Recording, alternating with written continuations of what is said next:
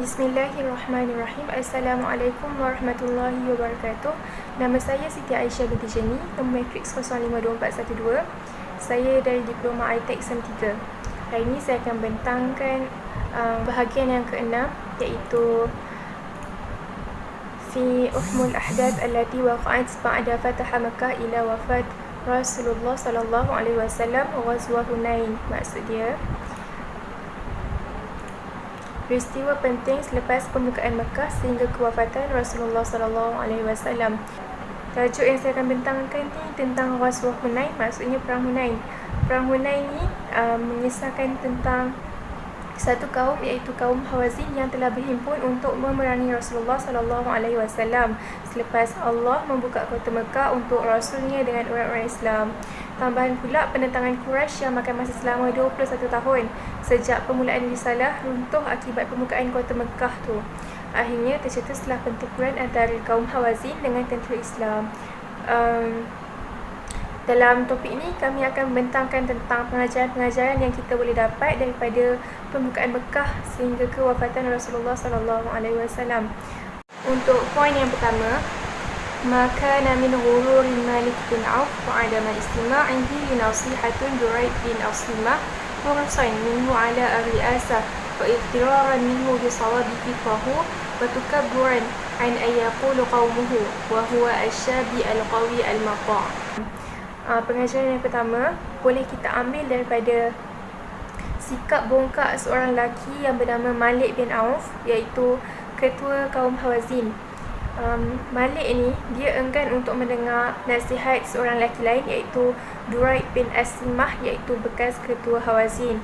Dia bongkak sebab dia timbul rasa rakus dalam diri dia untuk memimpin, dan dia terpedaya dengan fikiran dia sendiri yang dia rasa betul. Dia anggap diri dia sendiri betul, dan dia rasa angkuh sebab dia tak dengar nasihat Durayd tu, sebab dia tak nak dikecil oleh kaum dia. Dia anggap kalau dia dengar nasihat Durayd tu, kaum dia akan anggap dia seorang pemuda yang mendengar nasihat daripada seorang tua yang tak berdaya lagi. Sebab tu dia tak nak dengar nasihat Durayd. Dia tak mau dikecil kaum dia, sedangkan dia ni seorang pemuda yang kuat lagi ditaati. Sebenarnya kalau ikutkan, kalau Malik mendengar nasihat Durayd, dia dapat mengelak dua benda. Dia akan dapat mengelakkan daripada berlakunya kerugian besar harta, dan dapat mengelakkan daripada berlakunya aib yang teruk lantaran wanita-wanita menjadi tawanan perang. Tapi disebabkan Malik tak mendengar nasihat Durayd, maka Malik terpaksa menghadapi dua-dua akibat tu. Rasa bongkak Malik tu telah menyebabkan dia enggan menyerahkanlah kepada kekuatan Islam yang telah berjaya menundukkan keangkuhan Quraisy. Quraisy ditundukkan setelah perjuangan yang panjang dan pertarungan yang sengit. Malik menyangka dirinya dan para pengikutnya juga harta yang dimilikinya mampu mengalahkan kekuatan Islam, sedangkan kekuatan baru Islam mengatasi kemampuan beliau dan kaumnya. Sama ada dari segi spiritual, objektif dan susunan organisasi. Selanjutnya, sikap bongkak Malik ni turut menyebabkan wanita dan harta benda kaumnya turut dibawa bersama keluar berperang. Tujuan Malik berbuat demikian ni untuk menyekat kaum-kaum dia daripada menyerahkanlah. Dia melanggar nasihat Durayd yang berkata kepadanya, tidak ada apa yang boleh mempertahankan orang yang tewas. Maksudnya Malik ni masih merasakan yang dia dapat mengalahkan tentera Islam lagi, walaupun Durayd dah bagi nasihat kat dia. Dia alpa terhadap kekuatan orang Islam yang akan diperanginya. Maksudnya dia macam pandang rendah kat kekuatan Islam tu, dan menyangka yang dia akan menang dengan membawa harta-harta dan juga wanita-wanita untuk pergi perang sekali. Sebab orang Islam ni tak bergantung kepada harta, bilangan maupun persiapan untuk mengharapkan kemenangan. Bahkan orang Islam ni cuma bergantung kepada kekuatan Allah yang Maha Perkasa lagi Maha Gagah, dan berpegang dengan janji Allah yang telah menjanjikan orang Islam ni kemenangan dan syurga. Malik juga lupa kekalahan tidak dapat dihalang dengan keinginan melindung wanita dan harta. Dalam surah Anfal ayat ke-16, maksudnya, dan sesiapa berpaling undur dari menentang mereka pada ketika itu, kecuali dia bergerak ke arah lain untuk menjalankan muslihat peperangan atau hendak menyatukan diri dengan pasukan yang lain, maka sesungguhnya dia tetaplah mendapat kemurkaan dari Allah, dan tempatnya ialah neraka Jahanam, sedang neraka Jahanam ialah seburuk tempat kembali. Demikianlah kekalahan yang menimpa Malik dan kabilahnya Hawazin serta orang lain yang turut bersama mereka. Disebabkan sikap bongkak yang Malik miliki ni, kekalahan tu bukan hanya terjadi kat diri Malik je, tapi berlaku juga dekat kaum-kaumnya. Ini disebabkan oleh sikap kaum Hawazin tu yang taat dengan sikap degil dan bongkak Malik. Bila Malik mengancam untuk membelah perutnya jika mereka tidak menyokong pendapatnya, mereka segera mati Malik. Maksudnya kaum Hawazin ni dia menyokong Malik disebabkan Malik dah mengugut diorang. Kalau diorang tak nak sokong Malik, tak nak sokong pendapat Malik, Malik akan belah perut dia. Disebabkan tu kaum Hawazin terus menyokong keputusan Malik.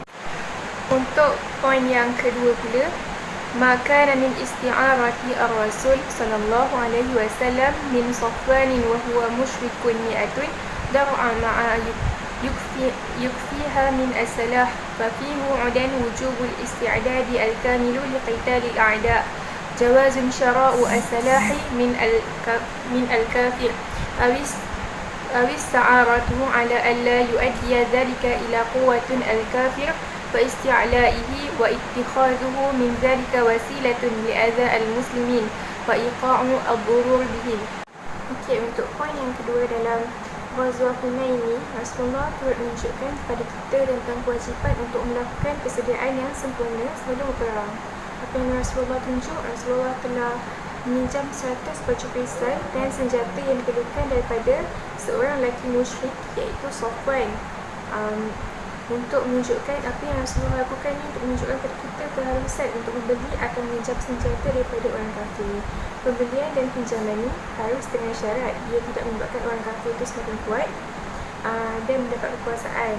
Atau kalau kita meminjam tu, kita tak akan menjadi satu punca untuk kita jadi makin lemah daripada orang kafir, dan orang kafir tak menggunakannya sebagai satu medium untuk menyakiti dan memudaratkan orang Islam. Rasulullah meminjam senjata daripada Safwan selepas pembukaan kota Mekah. Ketika itu Safwan lemah dan tak bermaya sehingga tidak berdaya untuk mengadakan apa-apa syarat kepada Rasulullah. Tapi Safwan ada bertanya kepada Rasulullah, adakah ini satu rampasan wahai Muhammad? Rasulullah SAW menjawab, tak, ia pinjaman yang dijamin sehinggalah kami memulangkannya kembali kepada kamu. Rasulullah tak merampas, Rasulullah meminjam. Itu salah satu contoh kemuliaan akhlak orang Islam dalam berurusan ketika berperang. Kalau Rasulullah nak rampas waktu itu pun boleh je sebenarnya, tapi disebabkan Rasulullah nak menunjukkan erti kemenangan dan cara berurusan dengan musuh yang tewas. Ini apa yang Rasulullah tunjukkan lah. Baginda juga mengajar agar kita tak tamakkan harta selepas tamat pertempuran. Bismillahirrahmanirrahim. Assalamualaikum warahmatullahi wabarakatuh. Saya Nur Arifah binti Muhammad Zudi, nombor matrik 052409. InsyaAllah akan membentangkan slide yang seterusnya, poin yang ketiga dan keempat. Hayyin kharaja Rasulullah sallallahu alaihi wasallam al-qitalu fi hazihi al-ma'rikah kana ma'ahu isna asyara alfan asyaratan alaf kharaju ma'ahu min madinati fasyahidu fathu Makkah. Maksudnya, ketika Rasulullah SAW keluar untuk berperang dalam pertempuran ini, seramai 12,000 orang telah turut serta bersama baginda. 10,000 orang adalah yang datang bersama baginda dari Madinah dan terlibat dalam pembukaan kota Mekah. Mereka terdiri daripada Muhajirin, Ansar dan kabilah-kabilah yang berjiran dengan Madinah atau berada di pertengahan jalan ke Madinah. 2,000 orang lagi merupakan mereka yang baru memeluk Islam selepas pembukaan Mekah. Wa fi qawli ba'du al-muslimina li Rasulillahi sallallahu alaihi wasallam wa hum fi tariqihim ila ma'rikah, ya Rasulullah, ij'al lana zata anwad kama lahum zatu inwad. Wa fi jawabir Rasulullah qultum wallazi nafsi Muhammadin biyadihi kama qala qawmu Musa li Musa innaha as-sunnan litarkibna nusanu man kana qablakum. Maksudnya, ketika orang Islam dalam perjalanan ke medan pertempuran, sebahagian mereka berkata kepada Rasulullah, wahai Rasulullah, buatkanlah untuk kami zat anwad sebagaimana mereka orang musyrik mempunyai zat anwad. Rasulullah SAW menjawab, "Demi Tuhan yang diri Muhammad dalam genggamannya, kamu telah berkata sebagaimana kaum Musa berkata kepadanya." Dalam surah Al-A'raf ayat 138, maksudnya, "Wahai Musa, buatlah untuk kami satu Tuhan berhala sebagaimana mereka mempunyai beberapa Tuhan." Nabi Musa menjawab, "Sesungguhnya kamu ini adalah kaum yang jahil." Sekian saja daripada saya. Terima kasih. Assalamualaikum warahmatullahi wabarakatuh. Nama diberi Anis Najwa binti Razli, nombor matriks 052386. Saya akan membentangkan slide yang seterusnya. Poin yang kelima, fi hazihi al-mu'rikah ba'da an inhazama al-muslimuna awal al-amar wa tafarraqu an Rasulullah sallallahu alaihi wasallam. Zannu Syaibah bin Uthman annahu sidrik tha'arahu min Rasulullah sallallahu alaihi wasallam. وكان أبوه قد قتل في معركة أهدا. قال شيبة فلما اقتربت من رسول الله صلى الله عليه وسلم لأقتله أقبال شيئا حتى تغشى فؤادي فلما أطاق ذلك وعلمت أنه ممنوع مني. Maksud poin yang kelima tadi, setelah orang Islam tewas dan bertempiaran lari meninggalkan Rasulullah SAW pada permulaan pertempuran, Syaibah bin Uthman menyangka dia akan dapat menuntut bela ke atas baginda SAW.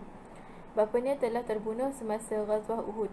Syaibah berkata, apabila aku menghampiri Rasulullah SAW untuk membunuh baginda, datang sesuatu yang menakutkan aku. Aku tidak berdaya menghadapinya. Justru itu aku tahu bahawa baginda terpelihara. Peristiwa seperti ini berulang kali berlaku dalam sirah. Ia berlaku kepada Abu Jahal dan lain-lain penentang di Mekah dan Madinah. Semua peristiwa ini membuktikan Allah mencampakkan rasa gerun terhadap musuh-musuh Nabi SAW. Kesimpulannya dekat sini, Allah tetap memelihara Rasulullah SAW daripada segala perkara buruk yang menimpa baginda ketika baginda menyampaikan risalah kepada umatnya. Okey, poin yang seterusnya iaitu poin yang keenam. Fuji'a al-muslimuna awal al-mu'rikah bikumina a'daihim lahum mimma ada ila wuku' al-qalil fi sufufi al-muslimina wa datirabihim wa tafarraqihim an Rasulullah sallallahu alaihi wasallam. Maksud poin yang keenam ni, pada permulaan pertempuran, orang-orang Islam dikejutkan dengan serang hendap yang dilakukan oleh pihak musuh. Serangan itu yang menyebabkan tentera Islam kelang kabut, kacau bilau dan bertempiaran lari meninggalkan Rasulullah SAW. Hanya segelintir mereka yang tetap teguh bertempur bersama baginda. Rasulullah kemudiannya mula melaungkan, "Datang kepadaku, wahai manusia. Ayo datang kepadaku, aku adalah Rasulullah, aku Muhammad bin Abdullah." Namun orang ramai tidak mendengar suara baginda. Oleh itu baginda meminta Al-Abbas, seorang yang bersuara lantang, untuk melaungkan kepada tentera Islam, "Wahai pasukan Ansar, wahai pasukan orang-orang yang berbai'ah di bawah pokok Samurah, yakni mereka yang berbai'ah dalam bai'ah Ar-Ridwan." Lantas mereka pun menjawab, "Ya, kami di sini sedia menerima arahan. Ya, kami di sini sedia menerima arahan." Terdapat tentera yang cuba memusingkan untanya untuk menyahut seruan itu, namun tidak berupaya berbuat demikian. Lantaran itu, dia mengambil pedang, perisai dan menorong baju besinya. Dia merempuh turun dan melepaskan untanya. Dia kemudiannya menuju kepada arah suara tadi sehinggalah mereka menemui Rasulullah SAW. Setelah 100 orang berhimpun bersama baginda, mereka bertindak menghadapi dan memerangi musuh. Akhirnya, kemenangan berjaya dicapai. Okey, dalam peristiwa ini terkandung beberapa pedoman dan pengajaran yang patut diteliti oleh para pendakwah dan tentera kebenaran. Kekalahan dakwah dalam pertempuran kemungkinan berpunca daripada kelemahan akidah sesetengah pendukungnya, ketidakikhlasan kepada kebenaran dan ketidaksediaan mereka untuk melaburkan segala-gala di jalannya. Keteguhan pemimpin dakwah menghadapi apa-apa risiko, keberanian dan keyakinan beliau kepada Allah dan pertolongannya mempunyai kesan besar untuk menukarkan kekalahan kepada kemenangan. Pejuang yang ada bersamanya akan mendapat semangat baru, walaupun sebelum itu mereka merasa lemah dan ragu-ragu. Kekalahan juga dapat ditukar menjadi kemenangan jika tentera jujur dan tetap teguh bersama pemimpin mereka yang berani lagi ikhlas. Mereka yang tetap teguh bertempur bersama Rasulullah sallallahu alaihi wasallam setelah berlaku kekalahan pada permulaan perang. Mereka yang menyahut panggilan Rasulullah sallallahu alaihi wasallam tidak melebihi 100 orang. Pada ketika itu, mereka terhimpun. Perjalanan pertempuran mula bertukar. Bantuan Allah kepada hamba-hambanya yang beriman juga mula tiba. Kesannya, pihak musuh mula tewas. Semangat dan barisan mereka mula lemah. Setiap kali pemimpin dakwah memperingatkan para pengikutnya bahawa mereka berada di atas kebenaran dan Allah bersama orang-orang beriman yang jujur, semangat mereka akan bertambah kuat. Mereka akan semakin maju untuk berbakti dan berkorban. Okay. Sekian saja daripada saya. Terima kasih. InsyaAllah, nama Fatin Nur Najah binti Kamis, nama matrik 052391. InsyaAllah saya akan meneruskan slide pembentangan yang seterusnya. Poin yang ketujuh. Wa fi mawqif Sulaim bintu Milhan mufakharah min mafakhir al-mir'ah al-muslimah fi sadr al-islam. Faqad kanat fi al-ma'rakah fi zawjiha Abi Talhah wa hiya hazimah wa satiha biwardilha wa hiya hamil. Okey, maksudnya dekat sini, pendirian Ummu Sulaim binti Milhan dalam peperangan ini, iaitu perang Hunain, menjadi salah satu kebanggaan wanita muslimah pada zaman permulaan Islam. Kisahnya, Ummu Sulaim ni bersama-sama dengan suaminya Abu Talha turut serta dalam perang Hunain ni. Waktu itu Ummu Sulaim ni tengah mengandung. Dalam masa yang sama, unta milik Abu Talha ni ada dengan Ummu Sulaim. So bila dia bimbang, takut unta tu terlepas, so dia memasukkan tangannya ke dalam tali dan besi kekang unta tersebut. Rasulullah ternampak perbuatan Ummu Sulaim tu, lantas berkata Ummu Sulaim pun menjawab, "Ya demi bapa dan emak aku, wahai Rasulullah, bunuhlah mereka yang melarikan diri daripada kamu, sebagaimana kamu memerangi orang yang memerangi kamu. Mereka sememangnya layak diperlakukan demikian." Baginda pun menjawab, "Tidak cukupkah Allah berbuat demikian, wahai Ummu Sulaim?" Waktu tu Ummu Sulaim ni ada sebelah khanjar. Abu Talha pun bertanyalah kenapa Ummu Sulaim ni ada khanjar tu. Ummu Sulaim pun menjawab, "Khanjar ini aku ambil kalau-kalau orang musyrik menghampiriku, aku akan melukakannya." Jawapan itu mengagumkan Abu Talha dan menarik perhatian Rasulullah. So demikianlah kedudukan wanita Islam sebelum ini, dan demikian juga kedudukan mereka yang sepatutnya pada masa mendatang. Sepatutnya kita wanita muslimah pada zaman sekarang ni ada sifat seperti wanita-wanita Islam sebelum ini. Ummu Sulaim ni dia berani sama-sama memberi sumbangan dalam pertempuran, mempertahankan agama dengan turut melibatkan diri dalam kancah pertempuran. Apabila Ummu Sulaim ini diperlukan atau musuh menghampiri, dia sendiri akan membalas serangan tersebut agar tak jadi tawanan perang. Wanita muslimah dalam sejarah permulaan Islam ni mempunyai lembaran-lembaran jasa bakti, pertarungan, pengorbanan dan keberanian yang gilang gemilang. So peristiwa-peristiwa ni telah menjadi tamparan hebat kepada para orientalis dan golongan barat yang taksub. So mereka telah cerita dengan memberitahu bangsa mereka bahawa Islam menghina dan memperlekehkan wanita.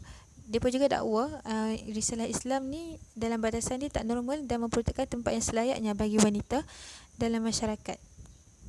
So para golongan barat ni dia terus mengadakan cerita palsu yang dengan mendakwa Islam ni tak membuka ruang syurga kepada wanita.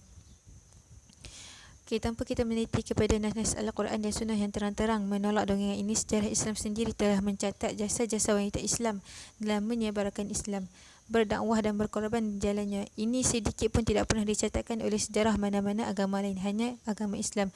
Peristiwa yang berlaku kepada Ummu Sulaim dalam pertempuran ini, iaitu Perang Hunain, merupakan satu contoh daripada ratusan contoh yang memperkatakan tentang peranan wanita. Cuba kita perhatikan, adakah para pemudi Islam kita yang komited beragama mengulangi sejarah seperti sejarah Khadijah, Aisyah, Asma, Al-Khansa, Ummu Sulaim dan lain-lain tokoh seumpama mereka? Adakah kita ni memutar kembali sejarah tokoh-tokoh mukminat yang abadi dan bintang-bintang yang bergemalapan tersebut kepada kita pada hari ini? Jadi sukarlah kita nak temui sifat, kita nak temui kembalilah puluhan Khadijah, Aisyah, Asma, Ummu Sulaim dan kalangan kita kat hari ini. Tunjuk ajar yang betul dan keimanan yang sedar lagi gemilang sudah cukup untuk melahirkan tokoh-tokoh seumpama. Kalau kita tak mampu untuk ikut jejak tokoh-tokoh wanita Islam pada zaman dahulu. Okey, untuk poin yang seterusnya, ففي هذه المعركة من رسول الله صلى الله عليه وسلم بامرأة وقد قتلها خالد بن الوليد والناس ومتقصفون ومزدهمون عليها فقال ما هذا؟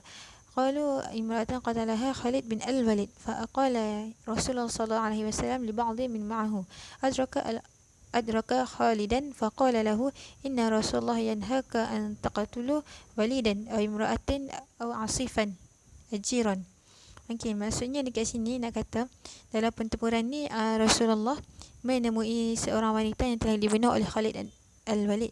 Orang ramai menggemari wanita tersebut. Baginda bertanya, siapa ini? Mereka pun menjawab, seorang wanita yang telah dibunuh oleh Khalid bin al-Walid. Lantas Rasulullah mengarahkan beberapa orang sahabat yang ada bersamanya, cari Khalid dan katakan kepadanya, Rasulullah melarang kamu untuk membunuh kanak-kanak, wanita dan buruh kerahan. Okey, kat sini kita boleh tengok yang larangan membunuh golongan lemah dan mereka yang tak terlibat dalam peperangan merupakan peraturan tersendiri yang telah digariskan oleh agama Islam. Islam melarang tenteranya untuk membunuh para pendeta, wanita, orang tua, kanak-kanak dan mereka yang dipaksa berperang seperti petani dan buruh. Golongan penjajah telah menghalalkan pemusnahan bandar dan kampung. Mereka menghalalkan pembunuhan ribuan atau puluhan ribu penduduknya dengan tujuan memadamkan api pemberontakan. Okey, nak katanya dekat sini bezanya Islam dengan agama-agama yang lain. Kalau Islam telah melarang kita daripada untuk membunuh para pendeta, orang tua, wanita hamil, kanak-kanak dan buruh kerahan yang dipaksa untuk berperang. Tetapi berbeza dengan agama yang lain yang mana mereka membunuh tanpa belas kasihan, tidak berperi kemanusiaan, tak terkecuali seorang pun. Ini telah menunjukkan bahawa mereka tak ada sifat seperti kita lah. Kita tak pernah tahu sedikit pun dalam sejarah mana-mana untuk berperang. Namun Islam sejak 14 kurun lalu telah melarang secara jelas perbuatan membunuh mereka. Perkara bangsa di dunia dahulu maupun kini terdapat larangan membunuh buruh dan kaum tani yang dipaksa. Ini tidak terhenti sekadar larangan perundangan, bahkan ia menjadi realiti yang berlaku. So kat sini kita dapat lihatlah dalam pertempuran Hunain ni, Rasulullah selaku pendungku syariat dan penyampainya marah terhadap pembunuhan seorang wanita. Baginda menghantar arahan kepada beberapa panglimanya agar tak menyerang wanita, kanak-kanak dan buruh kerahan. Ada satu kisah ni, baginda mempersiapkan angkatan tentera Usama untuk memerangi Rom beberapa hari sebelum kewafatan baginda. Antara pesanan baginda kepada mereka ialah larangan membunuh wanita, kanak-kanak, orang tua dan pendeta yang tak berperang atau tak membantu peperangan. Pesanan yang sama ni telah dilakukan oleh pengganti baginda iaitu Abu Bakar As-Siddiq, ketika mana beliau meneruskan penghantaran Usamah semasa beliau mengarahkan ke tumbukan tentera untuk berperang di jalan Allah, jalan kebenaran, kebaikan, petunjuk dan keadilan. Demikian juga sikap yang dilakukan oleh pedang Allah iaitu Khalid bin al-Walid semasa pembukaan Iraq. Beliau tak melakukan sebarang tindakan buruk kepada kaum petani yang sedang bercocok tanam di tanah-tanah mereka. Prinsip-prinsip kemanusiaan yang mulia dan tak diketahui oleh sejarah mana-mana tentera di muka bumi ini telah menjadi adat resam tentera Islam di mana-mana pada pelbagai zaman. Maksudnya larangan membunuh tu bukan terhenti sewaktu Rasulullah menjadi khalifah, tetapi ianya berterusan dari zaman ke zaman. Maksudnya dari zaman pemerintahan Rasulullah ke zaman pemerintahan Abu Bakar dan seterusnya. Kesungguhan tentera Islam ini berperang dengan adat resam ini menunjukkan kepada kita oleh tindak tanduk Salahuddin ketika berurusan dengan tentera salib setelah beliau mengalahkan mereka dan mengambil kembali Baitul Maqdis. Dia telah Salahuddin ini telah memberi keamanan kepada orang-orang tua, tokoh-tokoh agama, wanita, kanak-kanak, bahkan tentera-tentera salib yang gagah. Beliau menghantar mereka kembali kepada kaum mereka dengan kawalan tentera Islam. Salahuddin ini dia tak melakukan sesuatu yang buruk kepada mereka. Sedangkan sikap tentera salib, maksudnya waktu tentera salib menawan Baitul Maqdis, mereka mengangkat bendera putih menyerahkan sedangkan sikap tentera salib ni ketika menawan Baitul Maqdis ni menunjukkan pengkhianatan, sikap keji, keganasan dan perangai hina. Tentera salib ini menjanjikan keamanan nyawa dan harta kepada penduduk Islam Baitul Maqdis sekiranya mereka mengangkat bendera putih. Maksudnya tanda kita sah kalah lah dekat tentera salib ni. So hari ni kita nak kata perkara ni bukanlah untuk berbangga dan memegah dengan sejarah pembukaan para panglima dan tentera kita, tapi mereka ni nak kata mereka ni digambarkan oleh Gustav Le Bon, sejarah tak mengenai pembukaan negara yang lebih berbelas kasih dan adil berbanding Arab. Maksudnya kita mengimbaunya dan menyadarkan bahawa kita sebelum ini lebih berperi kemanusiaan dan berbuat kebajikan berbanding orang-orang barat pada kurun ke-20 ini. So kita nak generasi kita pada hari ini sedar akan komplot jahat ni. Kita kena yakin dengan agama dan warisan tamadun kemanusiaan kita. So kita tak bolehlah nak tunduk kepada golongan barat seperti mana tunduknya seorang fakir yang hina di hadapan seorang kaya yang berkuasa. Ilmu mengesahkan Islam sebagai sebaik-baik agama dan ajaran yang paling hampir dengan fitrah dan paling menjamin kebaikan manusia. Sejarah ni membuktikan peperangan Islam merupakan peperangan yang paling berbelas kasihan, paling sedikit bala bencana, paling banyak kebaikan dan paling mulia di sisinya. Setiap hari ditemui bukti-bukti baru bahawa Islam ni merupakan agama Allah. So InsyaAllah di situ saja. Wallahualam. Bismillahirrahmanirrahim. Assalamualaikum warahmatullahi wabarakatuh. Nama saya Nurhani, sekali Ida binti Umar Khairi. Nombor metrik 052380. Saya akan sambung untuk pembentangan poin yang 9. Ba'da an taba'a Rasulullah sallallahu alaihi wasallam wal muslimuna min ahzimihim min hawazin ila takifi bi Taif wa hathiruhum ayyaman falam taftahu alaih ada ila al-Madinah wa fi tariq qasmu ghanaimu murakahanin wa kanat 6,000 min azrari wan nisa wa min ibali wa syiyati ma la yadri عدته وقد أعطى قسما كبيرا منها لأشراف من العرب يتألفهم على الإسلام. Maksud dia, Rasulullah dan orang Islam telah mengejar kaum Hawazin yang tewas sehingga mereka tiba ke penempatan kaum Thaqif di Taif. Baginda dan orang Islam mengepung kota itu untuk beberapa hari tetapi gagal membukanya. Selepas itu, baginda pulang ke Madinah. Dalam perjalanan, baginda membahagi-bahagikan harta rampasan perang Hunain. Ia terdiri daripada 6,000 tawanan sahaya dan wanita di samping unta dan kambing yang tidak diketahui jumlahnya. Baginda memberi bahagian yang banyak kepada pemuda-pemuda Arab untuk menarik minat mereka kepada Islam. Okey, cerita dia dekat sini. Saya ringkaskan apa yang diceritakan dalam poin yang ke-9 ni. Lepas daripada terjadinya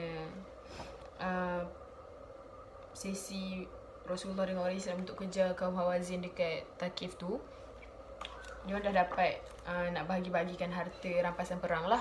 Lepas tu bila nak bagi tu, Rasulullah ni beri kepada pemuda-pemuda Arab ni banyak. Harta diorang tu banyak. Lebih banyak dengan orang Ansar tu tak dapat langsung. Lepas tu sejak daripada hari tu, ada beberapa kaum Ansar ni katalah macam, kenapa Rasulullah tak bagi langsung pada kita orang? Kenapa tak dapat langsung harta tu? Kenapa Rasulullah lebihkan kepada pemuda-pemuda Arab? Lepas tu cerita bila dia cakap belakang ni sampai kepada Rasulullah. Lepas tu Rasulullah pun nasihat lah macam, kenapa awak semua ni, kenapa kamu semua ni lebih pentingkan harta, lebih pentingkan harta rampasan perang, sedangkan Allah tu dah janjikan kepada korang satu nikmat yang lagi besar daripada semua tu, iaitu nikmat Islam. Sebab Allah sampaikan nikmat Islam tu dekat diorang lebih kan. Lagipun Rasulullah pun terangkanlah, baginda ni bagi harta tu lebih kepada pemuda-pemuda Islam untuk menarik diorang masuk Islam. Untuk macam, okey, aku dapat harta bila aku tolong orang Islam, so apa kata macam aku mau masuk Islam macam tu. So Rasulullah nak menambah lagi bilangan kaum muslimin sebenarnya. So bila kaum Ansar ni dah mendapat teguran atau nasihat dan penerangan daripada apa yang Rasulullah buat tu, mereka pun macam, okey, tak apalah kalau macam tu, kami bersyukur dengan apa yang kami dapat. Mereka pun dah tak macam kenapa macam tu, tak ada dah lah. So ayat dia macam ni, kami redha dengan pembahagian dan habuan yang dilakukan oleh Rasulullah. Okey, sejak daripada hari tu kaum Ansar ni kalau apa-apa yang Rasulullah buat keputusan, dia orang terima je. Okey, sekian sahaja perbincangan daripada saya untuk poin yang ke-9. Wabillahi taufiq wa hidayah. Assalamualaikum warahmatullahi wabarakatuh.